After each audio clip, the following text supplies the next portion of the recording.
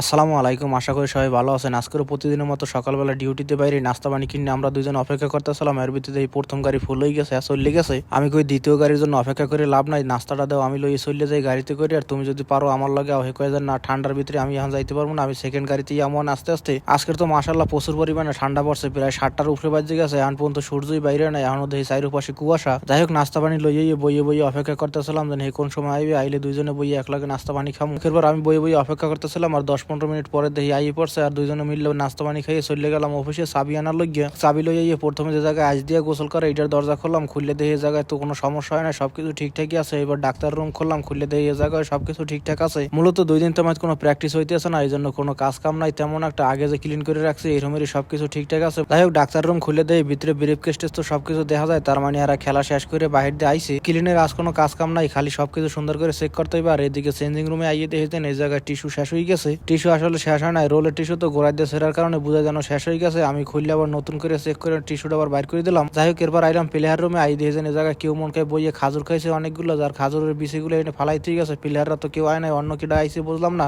এমনিতে শনিবার দিনই একদম সুন্দর করে মাকিনেটা কিনে মারে ক্লিন করে রাখছিলাম, কিন্তু কিরামনকে আইয়ে খাজুর খাইছে এই জায়গায়। যাই হোক, কিছু করার নাই, খাজুরের বিচি কটা হালাই দিয়ে চলে এলাম নামাজ পড়তে। দেখি দুপুরে আজান দিয়ে লাইছে। নামাজ পড়তে আবার আগে অবশ্য যাই জিমের ভিতরে বইয়াছিলাম, কোন জায়গায় বইয়াছিলাম এটি যদি দেখাই তাইলে আবার সমস্যা, কারণ মুদিরে আবার আমার ভিডিও দেখায়, হে যদি দেখে তাইলে প্রতিদিন যাই আবার এই জায়গায় খুঁজবে। যাই হোক, নামাজ পড়ে আগের সপ্তাহে বিস্কুট আনছিলাম 3 পিস, এই জায়গায় 1 পিস রাহা আসলে, এটা আর খাওয়া হয় নাই। আজকের এমনিতে তেমন একটা ক্ষুদা লাগে না, আরো 2-3 দিন তোমার তেমন একটা ক্ষুদা লাগে না, কিন্তু বিস্কুট আছে রাহা দেখে এই জন্য কই খাইয়ে লাই, আর নাইলে আবার কেডাইয়ে খাইয়ে লাই, পরে আবার পামু না। বিস্কুট পানি টানি খাইয়ে চলে গেলাম আবার গোপন জায়গায়। এই জায়গায় যাই 2টা পর্যন্ত অপেক্ষা করলাম, আর 2টা বাজার পরে বাইরে এলাম গাড়ির ধারে। যাই হোক, এবার 2:30 বাজে চলে এলাম বাসায়। আর বাসায় দিয়েছেন টয়লেট ময়লেট যা আসলে সবকিছু ভাঙ্গি চুরে আবার নতুন করে করতে আছে। কতক্ষণ খারাই হ্যাঁ কাজ দেখলাম। এরপর কই আমার তো ভাত পাক করতে হবে, তাড়াতাড়ি যাই ভাত কাটা বয় দিয়ে ভাত বয় দিয়ে চলে গেলাম গোসল দিতে। আর গোসল টোসল দিয়ে আই দিয়েছেন ভাত রেডি হয়ে গেছে, বই ফেললাম খাওয়া দাওয়া করতে। গোসল দিয়ে আই যখনই দেখছেন ভাত রেডি হয়ে গেছে, তখন কই আর তরকারি গরম দেওয়ার দরকার নাই, খাইয়ে লই আগে, এরপর পরে চিন্তা ভাবনা করবো মানে গরম দেওয়ার। আর এমনি তো সিম আলুর তরকারি নাকি গরমের সাথে ঠান্ডা খাইতে ভালো লাগে। যাই হোক, খাওয়া দাওয়া শেষ করে তরকারি গরম দিলাম, এইবার চলে এলাম বাইরে আবার গাড়ির